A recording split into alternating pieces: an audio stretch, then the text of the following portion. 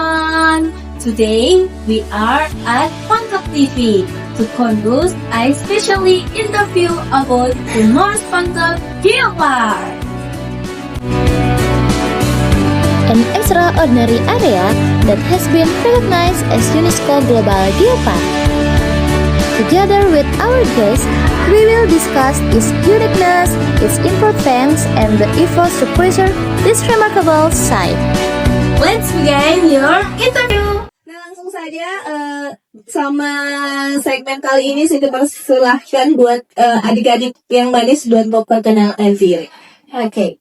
Hello everyone, we are from the Fantastic 12th grade. Let me introduce myself. My name is Humayra. And my name is Indonesia. You just call me Angin. And me, my name is Reski Pati Harumadani. Just call me Kiki. Okay, that's it. So, what we gonna conversation this time? What you wanna ask to me? Oke Kak, yang pertama, bagaimana media membantu mempromosikan potensi wisata di Geopark North Pangkep kepada wisatawan lokal maupun luar daerah Kak? Nah, kalau soal apa tadi membantu menyebarluaskan ya? Iya Kak. Tentu saja dengan membuat konten. Kalau di Pangkep TV sendiri ya dengan melakukan peliputan, banyak peliputan soal PG. Jadi kalau mereka punya kegiatan, punya acara atau apa aja yang menyangkut PIG yang pengen diliput, nah kita gercep tuh biar bisa naik di kanal YouTube-nya Pangkep TV, masyarakat bisa lihat. Yang jadi kadang yang jadi tanggapannya cuman apakah masyarakat lihat atau enggak, ya kan? Nah jadi kalau kalian mau, kalian bisa bantu nih pantau-pantau kanal YouTube-nya di Pangkep TV. Kalau mereka lagi upload tentang Geopark Maros, kalian harus kasih respon di situ. Misalnya di komennya atau apa aja yang pengen kalian tahu, biar kita sebagai media tahu kalau kontennya kita atau pemberitaan kita ternyata ada feedbacknya, ada tanggapannya dari kalian. Mungkin kayak gitu ya. Mungkin kalau sekarang masih sebatas peliputan, tapi harapannya kita di media lokal ke depannya kita bisa bikin banyak feature soal masing-masing potensi geopark ini. Misalnya kita bikin metric adventure ya kan itu kan bisa jadi salah satu penarik minat, apalagi sekarang orang suka healing tipis-tipis kan, cari lokasi di mana nih, di mana kayaknya bisa healing hari ini, habis putus cinta di mana kah healing ini.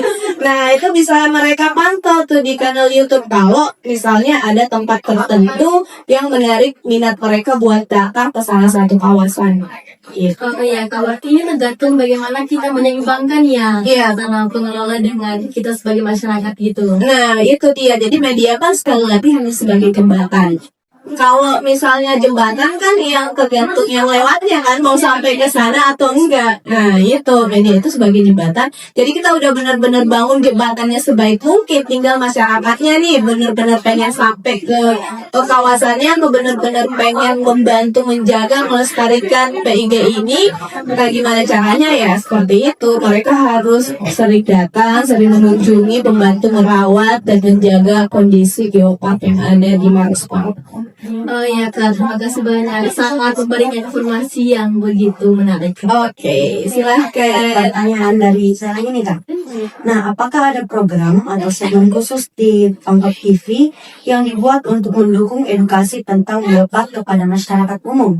Kalau sejauh ini ya di Pangkep TV ya masih sekedar peliputan. Tapi kalau misalnya di Radio Suara Pangkep kita udah mulai buka podcast buat teman-teman yang di luar sana, komunitas-komunitas di luar sana yang mau ngobrol, termasuk kalian nih. Ini kan salah satu bentuk kontennya kami memperkenalkan soal Geopark Pangkep dengan memperlihatkan antusias kalian datang ke sini nanya-nanya peran media di Geopark. Nah itu salah satu bentuk strategi kami.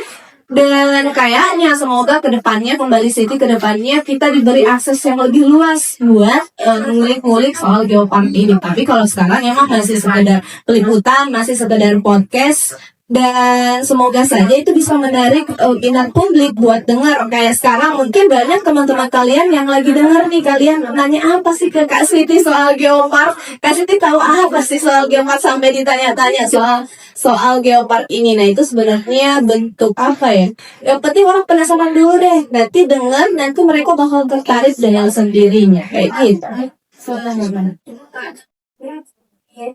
Pertanyaan saya Kak, Apakah media memiliki strategi tertentu untuk menjangkau generasi muda agar mereka lebih peduli terhadap geopar Mars Pangkep? Nah, kalau ngomong soal generasi muda, saya tanya kalian Gen apa ini? Gen apa? Gen Y. Nah, kalau Gen Z biasanya selain pakai jaksel campur-campur itu, kita harus bisa menyesuaikan narasi sih.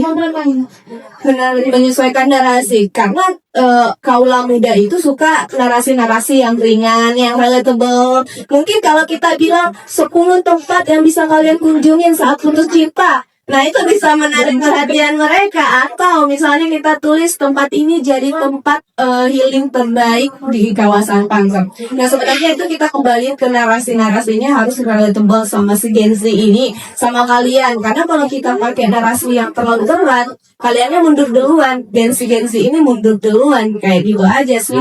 Atau mungkin kita kasih konten-konten edukasi. Misalnya kalau kita bikin konten, kalau kalian pengen tahu seputar geopark bisa langsung ke PIG, ada di sana dirangkum. Atau kalau kalian pengen nonton film-film dokumenter, kalian bisa ke PIG. Atau misalnya kalian buat film dokumenter terus mau ditayangin di PIG, dan itu semua kan bisa. Gitu sebelum sini. Kalau ke Genshin harus yang lebih lembut dikit, karena kalau dikerasin dikit nanti dia ngambek ya kan. Nah itu dia. Masih ada pertanyaan lain?